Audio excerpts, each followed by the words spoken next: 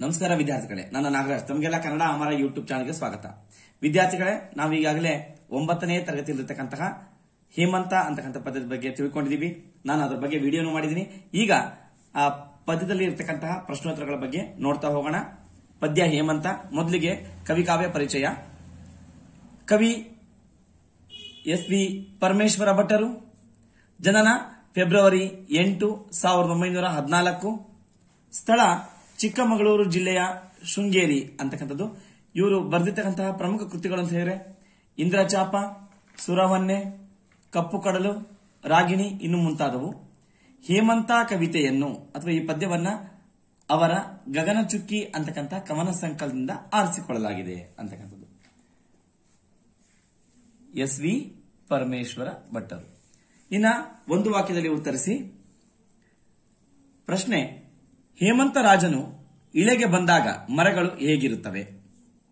ಉತ್ತರ: ಹೇಮಂತ ರಾಜನು ಇಳೆಗೆ ಬಂದಾಗ ಮರಗಳು ಹೂವಿಲ್ಲದೆ, ಹಣ್ಣಿಲ್ಲದೆ, ಚಿಗುರು ಎಲೆಗಳಿಲ್ಲದೆ ಬೋಳು ಬೋಳಾಗಿರುತ್ತವೆ ಅಂತಕ್ಕಂಥದ್ದು ಉತ್ತರ. ಇನ್ನ ಪ್ರಶ್ನೆ 2: ಮಂಜು ಮುಸುಕನ್ನು ಹೊದ್ದು ಮಲಗಿರುವವರು ಯಾರು? ಉತ್ತರ: ಮಂಜು ಮುಸುಕನ್ನು ಹೊದ್ದು ಮಲಗಿರುವವರು ಹೊಲಗದ್ದೆಗಳು. ಪ್ರಶ್ನೆ 3: ಕಾನನ ಹಕ್ಕಿ ಏನು ಮಾಡುತ್ತಿದೆ? ಉತ್ತರ: ಮರಗಳಲ್ಲಿ ಹಣ್ಣು ಇಲ್ಲದಿರುವುದರಿಂದ ಕಾನನದ ಹಕ್ಕಿಯು ಹಸಿವಿನಿಂದ ಕಣ್ಣೀರು ಸುರಿಸುತ್ತಿದೆ. ಪ್ರಶ್ನೆ 4: ಎತ್ತಲೂ ಕಾಣುತ್ತಿರುವ ದೃಶ್ಯ ಯಾವುದು? ಉತ್ತರ: ಬಿಳಿ ಮಂಜು, ಹಿಮಗಾಳಿ, ನಡುಗುತ್ತಿರುವ ಮೌನವಾದ ಲೋಕ, ಬರಡಾಗಿರುವ ಬನ, ಜಡವಾಗಿರುವ ಜನರ ಮನಸ್ಸು, ಹೀಗೆ ಇವೆಲ್ಲವೂ ಎತ್ತಲೂ ಕಾಣುತ್ತಿರುವ ದೃಶ್ಯಗಳಾಗಿವೆ. ಇನ್ನು 5ನೇದು ಪ್ರಶ್ನೆ: ಹೇಮಂತ ಋತುವಿನಲ್ಲಿ ತುಂಗೆಯ ತೊರೆ ಹೇಗೆ ಹರಿಯುತ್ತಿದೆ? ಉತ್ತರ: ಹೇಮಂತ ಋತುವಿನಲ್ಲಿ ತುಂಗೆಯು ಮೆಲ್ಲ ಮೆಲ್ಲನೆ ಸರಿದು ಮುಖದ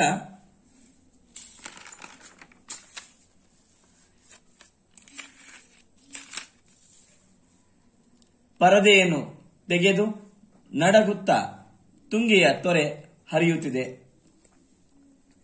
ಪ್ರಶ್ನೆ 6: ಯಾವುದಕ್ಕೆ ತಲೆಬಾಗಬೇಕೆಂದು ಕವಿ ಹೇಳುತ್ತಾರೆ?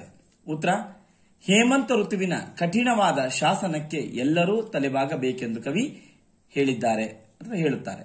ಇನ್ನು ಕೊನೆಯ ಪ್ರಶ್ನೆ ಒಂದು ವಾಕ್ಯದಲ್ಲಿ ಉತ್ತರಿಸಿ. ಜೀವಗಳ ಧರ್ಮ ಯಾವುದು? ಉತ್ತರ: ಒಂದೊಂದು ಋತುವಿನಲ್ಲಿ ಒಂದೊಂದು ರೀತಿಯಲ್ಲಿ ಸಂಸ್ಕಾರ ಪಡೆಯುವುದು ಜೀವಗಳ ಧರ್ಮವಾಗಿದೆ ಅಂತಕ್ಕಂಥದ್ದು. ಇನ್ನ 3-4 ವಾಕ್ಯಗಳಲ್ಲಿ ಉತ್ತರಿಸಿ ಅಂತಕ್ಕಂಥದ್ದಿದೆ. ಮೊದಲನೇ ಪ್ರಶ್ನೆ: ಹೇಮಂತನು ಬಂದಿಳಿದಾಗ ಲೋಕದ ಪರಿಸ್ಥಿತಿ ಹೇಗಿತ್ತು? ಉತ್ತರ ನೋಡೋದಾದ್ರೆ, ಹೇಮಂತ ಋತು ಇಳೆಗೆ ಬಂದಿಳಿದಾಗ ಎಲ್ಲಾ ಕಡೆಗೂ ಬಿಳಿ ಮಂಜು ಆವರಿಸಿತ್ತು. ಸುತ್ತಲೂ ಹಿಮಗಾಳಿ ಬೀಸುತ್ತಿತ್ತು. ಮರಗಿಡಗಳಲ್ಲಿ ಹೂವು, ಹಣ್ಣು, ಚಿಗುರೆಲೆ ಇಲ್ಲದೆ ಅವು ಬೋಳು ಬೋಳಾಗಿ ಕಾಣುತ್ತಿದ್ದವು. ಎಲ್ಲಾ ಕಡೆಗೂ ಮೌನವಾಗಿದ್ದು ಸುತ್ತಲ ಪ್ರದೇಶವು ಚಳಿಯಿಂದ ಗಡಗಡನೆ ನಡುಗುತ್ತಿತ್ತು ಅಂತಕ್ಕಂಥದ್ದು ಇದು ಲೋಕದ ಪರಿಸ್ಥಿತಿ. ಇನ್ನು ಪ್ರಶ್ನೆ 2: ಹೊಲಗದ್ದೆಗಳು ಮತ್ತು ನದಿಗಳ ಮೇಲೆ ಹೇಮಂತನ ಪ್ರಭಾವ ಏನು ಅಂತ ಕೇಳಿದ್ದಾರೆ. ಇದರ ಉತ್ತರದಲ್ಲಿ ಮೊದಲು ನಾವು ಹೊಲಗದ್ದೆಗಳ ಬಗ್ಗೆ ಬರೀಬೇಕು, ಆಮೇಲೆ ನದಿಗಳ ಬಗ್ಗೆ ಬರೀಬೇಕು. ಉತ್ತರ ನೋಡೋದಾದ್ರೆ, ಹೇಮಂತ ಋತುವಿನಲ್ಲಿ ಹೊಲಗದ್ದೆಗಳಲ್ಲಿ ಮಂಜು ಆವರಿಸಿತ್ತು. ಹೊಲಗದ್ದೆಗಳು ಹಚ್ಚ ಹಸಿರಿನಿಂದ ಕಾಣಿಸದೆ ಸೊರಗಿ ಹೋದಂತೆ ಕಾಣುತ್ತಿದ್ದವು. ಆ ಹೊಲಗಳು ತಣ್ಣನೆಯ ಗಾಳಿಯನ್ನು ಬೀಸುತ್ತಾ ಹೇಮಂತ ಋತುವನ್ನು ನಿಂದಿಸುತ್ತಿದ್ದವು ಅಂತಕ್ಕಂಥದ್ದು ಇದು ಹೊಲಗದ್ದೆಗಳ ಬಗ್ಗೆ. ಇನ್ನ ನದಿಗಳ ಪ್ರಭಾವ ಅಂತ ಕೇಳಿದ್ರೆ ಅಥವಾ ನದಿಗಳ ಮೇಲೆ ಹೇಮಂತನ ಪ್ರಭಾವ ಅಂತ ಕೇಳಿದರೆ ಅದಕ್ಕೆ ಉತ್ತರ: ನದಿಗಳು ಸಹ ಹೇಮಂತನಿಗೆ ಹೆದರಿ ನಿಧಾನವಾಗಿ ಚಲಿಸುತ್ತಾ ತಮ್ಮ ಮುಖ ಪರದೆಯನ್ನು ತೆಗೆದು ಅಥವಾ ಸರಿಸಿ ಚಳಿಗೆ ತಮ್ಮ ಮೈ ನಡಗಿಸುತ್ತಾ ಹರಿಯುತ್ತಿದ್ದವು ಅಂತಕ್ಕಂಥದ್ದು. ಇನ್ನ ಪ್ರಶ್ನೆ 3: ಹೇಮಂತ ಋತುವಿನಲ್ಲಿ ಮರಗಳ ಸ್ಥಿತಿ ಹೇಗಿರುತ್ತದೆ? ಉತ್ತರ ನೋಡೋದಾದ್ರೆ, ಹೇಮಂತ ಋತುವಿನಲ್ಲಿ ಮರಗಳು ಹೂವು, ಹಣ್ಣು, ಚಿಗುರೆಲೆಗಳಿಲ್ಲದೆ ಬೋಳು ಬೋಳಾಗಿರುತ್ತದೆ. ಮರಗಳಲ್ಲಿ ಹೂಗಳು ಇಲ್ಲದ್ದರಿಂದ ಮಕರಂದವನ್ನು ಹೀರಲು ಬರುತ್ತಿದ್ದ ದುಂಬಿಗಳ ಧ್ವನಿ ಕೇಳುತ್ತಿರಲಿಲ್ಲ. ಹೇಮಂತ ಋತುವಿನಲ್ಲಿ ಮರಗಳಲ್ಲಿ ಹಣ್ಣುಗಳು ಇಲ್ಲದೇ ಇರುವುದರಿಂದ ಹಕ್ಕಿಗಳು ಮರದ ಮೇಲೆ ಕುಳಿತು ಕಣ್ಣೀರು ಸುರಿಸುತ್ತಿವೆ. ಮರಗಳಲ್ಲಿ ಹಸಿರು ಕಂಗೊಳಿಸದೆ ಇದ್ದುದರಿಂದ ಮರಗಳನ್ನೇ ನಂಬಿದ್ದ ಜೀವಿಗಳು ನೀರವ ಮೌನವನ್ನು ತಾಳಿವೆ. ಇನ್ನ ಪ್ರಶ್ನೆ 4, ಹೇಮಂತನ ಕಠಿಣ ಶಾಸನವನ್ನು ಹೇಗೆ ಸ್ವೀಕರಿಸಬೇಕು? ಉತ್ತರ: ಹೇಮಂತ ಋತುವು ತನ್ನ ಆಳ್ವಿಕೆಯ ಕಾಲದಲ್ಲಿ ಅಥವಾ ಸಮಯದಲ್ಲಿ ತನ್ನದೇ ಆದ ಕಠಿಣ ಶಾಸನಗಳನ್ನು ಜಾರಿ ಮಾಡುತ್ತದೆ. ಈ ಶಾಸನಕ್ಕೆ ತಲೆಬಾಗಿ ಮನುಷ್ಯನು ನಿಸರ್ಗದ ಆಗುಹೋಗುಗಳಿಗೆ ಹೊಂದಿಕೊಂಡು ನಡೆಯಬೇಕು. ಮನುಷ್ಯನ ಬದುಕೆಂಬುದು ಸದಾ ಸಂಭ್ರಮದ ವಸಂತ ಋತುವಾಗಿರುವುದಿಲ್ಲ. ಕೆಲವೊಮ್ಮೆ ಬಾಳಿನಲ್ಲಿ ಕಷ್ಟ ನಷ್ಟಗಳು ಬರುತ್ತವೆ. ಆಗ ಮನುಷ್ಯನು ವಿಧಿಯನ್ನು ಹಳೆಯಬಾರದು. ಮುಂದೊಂದು ದಿನ ಒಳ್ಳೆಯ ಕಾಲ ಬಂದೇ ಬರುತ್ತದೆ ಎಂಬ ನಂಬಿಕೆಯಿಂದ ಜೀವನದಲ್ಲಿ ಕಷ್ಟ ಸುಖಗಳು ನೈಸರ್ಗಿಕ ಎಂದು ಭಾವಿಸಿ ಹೇಮಂತನ ಕಠಿಣ ಶಾಸನವನ್ನು ಸ್ವೀಕರಿಸಬೇಕು ಅಂತ ಹೇಳಿದ್ದಾರೆ. ಇದು 3-4 ವಾಕ್ಯ ಆಯಿತು. ಇನ್ನ 8-10 ವಾಕ್ಯದಲ್ಲಿ ಉತ್ತರಿಸಿ ಅಂತ ಇದೆ. ಒಂದೇ ಪ್ರಶ್ನೆ ಇದೆ, ಅದು ನೋಡ್ತಾ ಹೋಗೋಣ. ಪ್ರಶ್ನೆ: ಹೇಮಂತ ಋತುವಿನಲ್ಲಿ ಪ್ರಕೃತಿಯು ಹೇಗಿರುತ್ತದೆ ಎಂಬುದನ್ನು ವರ್ಣಿಸಿ ಅಂತ ಹೇಳಿದ್ದಾರೆ. ಉತ್ತರ ನೋಡೋದಾದ್ರೆ, ಹೇಮಂತ ಋತುವಿನಲ್ಲಿ ಕವಿ ಪರಮೇಶ್ವರ ಭಟ್ಟರು ಹೇಮಂತ ಋತುವಿನಲ್ಲಿ ಪ್ರಕೃತಿಯಲ್ಲಿ ಕಂಡುಬರುವ ದೃಶ್ಯಗಳನ್ನು ಮನಮುಟ್ಟುವಂತೆ ವರ್ಣಿಸಿದ್ದಾರೆ. ಹೇಮಂತ ಋತು ಇಳೆಗೆ ಬಂದಿಳಿದಾಗ ಗಿಡಮರಗಳು ಹೂವಿಲ್ಲದೆ, ಹಣ್ಣಿಲ್ಲದೆ, ಚಿಗುರೆಲೆಗಳಿಲ್ಲದೆ ಬೋಳು ಬೋಳಾಗಿ ಕಾಣಿಸುತ್ತಿದ್ದವು. ಮರಗಳಲ್ಲಿ ಹೂಗಳು ಇಲ್ಲದಿದ್ದರಿಂದ ಮಕರಂದವನ್ನು ಹೀರಲು ಬರುತ್ತಿದ್ದ ದುಂಬಿಗಳ ಧ್ವನಿ ಕೇಳುತ್ತಿರಲಿಲ್ಲ. ಹೂಗಳ ಮೂಲಕ ಸುವಾಸನೆಯನ್ನು ಹೊತ್ತು ತರುವ ಗಾಳಿಯು ಬೀಸುತ್ತಿಲ್ಲ. ಚಿಗುರೆಲೆ ಒಡೆದು ಸುಂದರವಾದ ರಥಗಳಂತೆ ಹಚ್ಚ ಹಸುರಿನಿಂದ ಮೆರೆಯುತ್ತಿದ್ದ ಗಿಡಮರಗಳು ಹೇಮಂತ ಋತುವಿನಲ್ಲಿ ಕಳೆಗುಂದಿವೆ. ಹೇಮಂತ ಋತುವಿನಲ್ಲಿ ಗಿಡಮರ ಬಳ್ಳಿಗಳು ಬರಿದಾಗಿದ್ದು ಭಾಗ್ಯವಿಲ್ಲದ ಬಡವರಂತೆ ಹೂವು ಹಣ್ಣುಗಳನ್ನು, ಹಸಿರು ಎಲೆಗಳನ್ನು ತೊರೆದು ನಿಂತಿವೆ. ಹೇಮಂತ ಋತುವಿನಲ್ಲಿ ಹೊಲಗದ್ದೆಗಳಲ್ಲಿ ಮಂಜು ಆವರಿಸಿದ್ದು ಅವು ಸ್ವರಗಿ ಹೋದಂತೆ ಕಾಣುತ್ತಿದ್ದವು. ಅಲ್ಲದೆ ಆ ಹೊಲಗಳು ತಣ್ಣನೆಯ ಗಾಳಿ,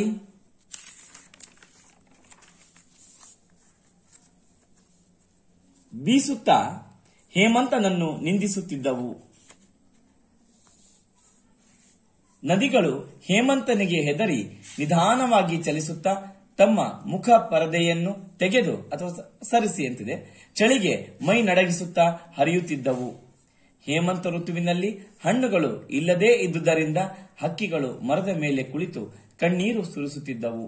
ಸುತ್ತಲೂ ಬಿಳಿ ಮಂಜು, ಹಿಮಗಾಳಿ ಆವರಿಸಿದ್ದು ಸುತ್ತಲೂ ಲೋಕವೆಲ್ಲ ಅಥವಾ ಸುತ್ತಲ ಲೋಕವೆಲ್ಲ ಚಳಿಗೆ ನಡಗುತ್ತಾ ಮೌನವಾಗಿತ್ತು. ಸುತ್ತಲ ಲೋಕವೆಲ್ಲ ಸರಿ ಇದೆ, ಸುತ್ತಲ ಮಾಡ್ಕೊಂಬಿಡಿ. ಎಲ್ಲ ಕಡೆಗೂ ಬರಡಾಗಿರುವ ಬನ, ಜಡವಾಗಿರುವ ಜನರ ಮನಸ್ಸು ಎದ್ದು ಕಾಣುತ್ತಿದ್ದು ಜನಜೀವನ ದುಃಖಮಯವಾಗಿತ್ತು ಅಂತ ಹೇಳ್ತಾರೆ. ಇದು 8-10 ವಾಕ್ಯ. ಇನ್ನ ಸ್ವಾರಸ್ಯವನ್ನು ವಿಸ್ತರಿಸಿ ಬರೆಯಿರಿ ಅಂತ ಹೇಳಿದ್ದಾರೆ. ಮೊದಲನೇ ಪ್ರಶ್ನೆ: ಚಂಗುಡಿಯ ಸಿಂಗರದ ವರೂತಗಳೆನಿಸಿ. ಉತ್ತರ ನೋಡೋದಾದ್ರೆ, ಈ ವಾಕ್ಯವನ್ನು ಕವಿ ಪರಮೇಶ್ವರ ಭಟ್ಟರು ರಚಿಸಿರುವ ಗಗನಚುಕ್ಕಿ ಕವನ ಸಂಕಲನ ಆಧಾರಿತವಾದ ಹೇಮಂತ ಎಂಬ ಪದ್ಯದಿಂದ ಆರಿಸಲಾಗಿದೆ. ಹೇಮಂತ ಋತುವಿನಲ್ಲಿ ಗಿಡ ಮರಗಳ ಪರಿಸ್ಥಿತಿಯನ್ನು ಕುರಿತು ಕವಿ ಈ ಮಾತನ್ನು ಹೇಳಿದ್ದಾರೆ. ಸಂದರ್ಭ ನೋಡೋದಾದ್ರೆ, ಹೇಮಂತ ಋತುವಿನಲ್ಲಿ ಗಿಡ ಮರ ಬಳ್ಳಿಗಳು ಬರಿದಾಗಿದ್ದು ಹೂ ಹಣ್ಣುಗಳಿಲ್ಲದೆ ಕಳೆಗುಂದಿವೆ. ಹಚ್ಚ ಹಸುರಿನಿಂದ ಕಂಗೊಳಿಸಬೇಕಾಗಿದ್ದ ಗಿಡಮರಗಳಲ್ಲಿ ಕೇವಲ ರೆಂಬೆ ಕೊಂಬೆಗಳು ಕಾಣುತ್ತಿದ್ದು ಚಿಗುರೊಡೆಯದೆ ಈ ಪರಿಸ್ಥಿತಿಗೆ ಕಾರಣವಾದ ಹೇಮಂತನನ್ನು ನಿಂದಿಸುತ್ತಿವೆ.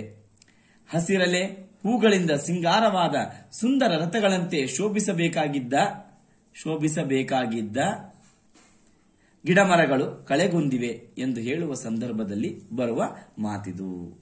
ಸ್ವಾರಸ್ಯ ನೋಡೋದಾದ್ರೆ, ಗಿಡಮರಗಳು ಸದಾ ಸಿಂಗಾರವಾಗಿ ರಥಗಳಂತೆ ಶೋಭಿಸಬೇಕೆಂದು ಕವಿ ತನ್ನ ಆಶಯವನ್ನು ಅಥವಾ ತನ್ನ ಮನದ ಆಶಯವನ್ನು ವ್ಯಕ್ತಪಡಿಸಿರುವುದು ಈ ವಾಕ್ಯದ ಸ್ವಾರಸ್ಯವಾಗಿದೆ. ಈ ತರ ಇರಬೇಕಾಗಿತ್ತು, ಆದ್ರೆ ಈ ತರ ಇದಾವೆ, ಎಲ್ಲ ಕಳೆಗುಂದಿವೆ ಅಂತಕ್ಕಂಥ ಮಾತನ್ನು ಹೇಳ್ತಿದ್ದಾರೆ. ಇನ್ನ ಪ್ರಶ್ನೆ 2: ಸುಯ್ಯೆಲ್ಲರ ಸೂಸುತ್ತಿವೆ ನಿನ್ನ ಹಳಿದು. ಈ ವಾಕ್ಯವನ್ನು ಕವಿ ಪರಮೇಶ್ವರ ಭಟ್ಟರು ರಚಿಸಿರುವ ಗಗನಚುಕ್ಕಿ ಕವನ ಸಂಕಲನ ಆಧಾರಿತವಾದ ಹೇಮಂತ ಎಂಬ ಪದ್ಯಭಾಗದಿಂದ ಅಥವಾ ಪದ್ಯದಿಂದ ಆರಿಸಲಾಗಿದೆ.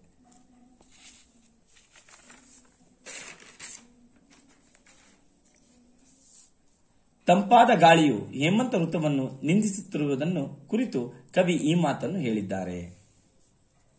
ಸಂದರ್ಭ ನೋಡೋದಾದ್ರೆ, ಹೇಮಂತ ಋತುವು ಕೇವಲ ಗಿಡ ಮರಗಳಲ್ಲದೆ ಹೊಲ ಗದ್ದೆಗಳ ಮೇಲೂ ತನ್ನ ಪ್ರಭಾವವನ್ನು ಬೀರಿದೆ. Full stop. ಹಚ್ಚ ಹಸೂರಿನಿಂದ ಕಂಗೊಳಿಸಬೇಕಾಗಿದ್ದ ಹೊಲ ಗದ್ದೆಗಳಲ್ಲಿ ಮಂಜು ಆವರಿಸಿದ್ದು ಅವು ಕಳೆಗುಂದಿವೆ. ತಣ್ಣನೆಯ ಗಾಳಿಯೂ ಸಹ ಎಲ್ಲ ಕಡೆ ಬೀಸುತ್ತಾ ಹೇಮಂತ ಋತುವನ್ನು ನಿಂದಿಸುತ್ತಿವೆ ಎಂದು ಹೇಳುವ ಸಂದರ್ಭದಲ್ಲಿ ಬರುವ ಮಾತಿದು. ಸ್ವಾರಸ್ಯ ನೋಡೋದಾದ್ರೆ, ಬೀಸುವ ಗಾಳಿಯೂ ಸಹ ಹೇಮಂತ ಋತುವಿನ ಪ್ರಭಾವಕ್ಕೆ ಒಳಗಾಗಿ ಹೇಮಂತನನ್ನು ಶಪಿಸುತ್ತಿದೆ ಅಥವಾ ನಿಂದಿಸುತ್ತಿದೆ. ಇಲ್ಲಿ ಶಪಿಸುತ್ತಿದೆ ಅಂತ ಬರ್ತೀನಿ ಎಂಬುದು ಈ ವಾಕ್ಯದ ಸ್ವಾರಸ್ಯವಾಗಿದೆ. ಇನ್ನ ಮೂರನೇ ಸಂದರ್ಭ ಅಥವಾ ಸ್ವಾರಸ್ಯ, ಕಣ್ಣೀರು ಸುರಿಸುತ್ತಿದೆ ಕಾನನದ ಹಕ್ಕಿ. ಈ ವಾಕ್ಯವನ್ನು ಕವಿ ಪರಮೇಶ್ವರ ಭಟ್ಟರು ರಚಿಸಿರುವ ಗಗನಚುಕ್ಕಿ ಕವನ ಸಂಕಲನ ಆಧಾರಿತವಾದ ಹೇಮಂತ ಎಂಬ ಪದ್ಯದಿಂದ ಆರಿಸಲಾಗಿದೆ. ಹೇಮಂತ ಋತುವಿನಲ್ಲಿ ಪಕ್ಷಿಗಳ ಪಾಡನ್ನು ಅಥವಾ ಪರಿಸ್ಥಿತಿಯನ್ನು ಕುರಿತು ಕವಿ ಈ ಮಾತನ್ನು ಹೇಳಿದ್ದಾರೆ. ಸಂದರ್ಭ ನೋಡೋದಾದ್ರೆ, ಹೇಮಂತ ಋತುವಿನಲ್ಲಿ ಗಿಡ ಮರಗಳಲ್ಲಿ ಹಚ್ಚ ಹಸಿರು ಕಂಗೊಳಿಸದೆ ಹೂ ಹಣ್ಣುಗಳು ಇಲ್ಲದ್ದರಿಂದ ಅವು ಬೋಳು ಬೋಳಾಗಿ ಕಾಣಿಸುತ್ತವೆ. ಎಲೆಗಳನ್ನು ಉದುರಿಸಿ ಕೇವಲ ರೆಂಬೆ ಕೊಂಬೆಗಳನ್ನು ಹೊಂದಿದ್ದ ಮರಗಳ ಮೇಲೆ ಕುಳಿತ ಹಕ್ಕಿಯು ತಿನ್ನಲು ಹಣ್ಣುಗಳು ಇಲ್ಲದೇ ಇದ್ದರಿಂದ ಅಥವಾ ಹಣ್ಣುಗಳು ಇಲ್ಲದೆ ಹಸಿವಿನಿಂದ ಬಳಲುತ್ತಿವೆ. ಹೀಗೆ ಹಸಿವಿನಿಂದ ಕಂಗೆಟ್ಟ ಪಕ್ಷಿಗಳು ಕಣ್ಣೀರು ಹಾಕುತ್ತಿರುವ ಸಂದರ್ಭವನ್ನು ಕಂಡ ಕವಿ ಈ ಮೇಲಿನಂತೆ ಹೇಳಿದ್ದಾರೆ. ಸ್ವಾರಸ್ಯ ನೋಡೋದಾದ್ರೆ, ಹೇಮಂತ ಋತುವಿನಲ್ಲಿ ಪಕ್ಷಿಗಳ ಆಹಾರದ ಬಗ್ಗೆ ಕವಿ ಯೋಚಿಸಿರುವುದು ಈ ವಾಕ್ಯದ ಸ್ವಾರಸ್ಯವಾಗಿದೆ. ಇನ್ನು ನಾಲ್ಕನೇದು, ಎತ್ತಲುಂ ನಡುಗುತ್ತಿಹ ನೀರವಾಲೋಕ. ಈ ವಾಕ್ಯವನ್ನು ಕವಿ ಪರಮೇಶ್ವರ ಭಟ್ಟರು ರಚಿಸಿರುವ ಗಗನಚುಕ್ಕಿ ಎಂಬ ಕವನ ಸಂಕಲನ ಆಧಾರಿತವಾದ ಹೇಮಂತ ಎಂಬ ಪದ್ಯದಿಂದ ಆರಿಸಲಾಗಿದೆ. ಹೇಮಂತ ಋತುವಿನಲ್ಲಿ ಮೌನವಾಗಿದ್ದ ವಾತಾವರಣವನ್ನು ಕಂಡು ಕವಿ ಈ ಮಾತನ್ನು ಹೇಳಿದ್ದಾರೆ. ಸಂದರ್ಭ, ಹೇಮಂತ ಋತುವಿನಲ್ಲಿ ಹೊಲ ಗದ್ದೆಗಳು ಮಂಜಿನಿಂದ ಮುಸುಕಿವೆ. ತಂಪಾದ ಗಾಳಿಯು ಬೀಸುತ್ತಾ ಹೇಮಂತ ಋತುವನ್ನು ನಿಂದಿಸುತ್ತಿದೆ. ಗಂಗೆಯೂ ಸಹ ನಡುಗುತ್ತಾ ನಿಧಾನವಾಗಿ ಹರಿಯುತ್ತಿದ್ದಾಳೆ. ತಣ್ಣನೆಯ ಗಾಳಿ ಮತ್ತು ಹಿಮದ ಹನಿಗೆ ಮನುಷ್ಯನು ಸೆರೆಸಿಕ್ಕು ಒದ್ದಾಡುತ್ತಿದ್ದಾನೆ.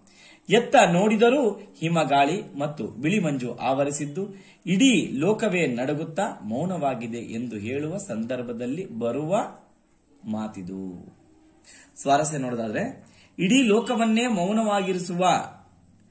ಲೋಕವನ್ನೇ ಮೌನವಾಗಿರಿಸುವ ಶಕ್ತಿ ಹೇಮಂತ ಋತುವಿಗಿದೆ ಎಂದು ಹೇಳಿರುವುದೇ ಈ ವಾಕ್ಯದ ಸ್ವಾರಸ್ಯವಾಗಿದೆ. ಇನ್ನ ಪ್ರಶ್ನೆ ಐದನೇ ಸಂದರ್ಭ, ಅದಕ್ಕೆ ತಲೆವಾಗುವುದೇ ಸೃಷ್ಟಿಯೊಳೆ ಮರ್ಮ. ಉತ್ತರ, ಈ ವಾಕ್ಯವನ್ನು ಕವಿ ಪರಮೇಶ್ವರ ಭಟ್ಟರು ರಚಿಸಿರುವ ಗಗನಚುಕ್ಕಿ ಎಂಬ ಕವನ ಸಂಕಲನ ಆಧಾರಿತವಾದ ಹೇಮಂತ ಎಂಬ ಪದ್ಯದಿಂದ ಆರಿಸಲಾಗಿದೆ.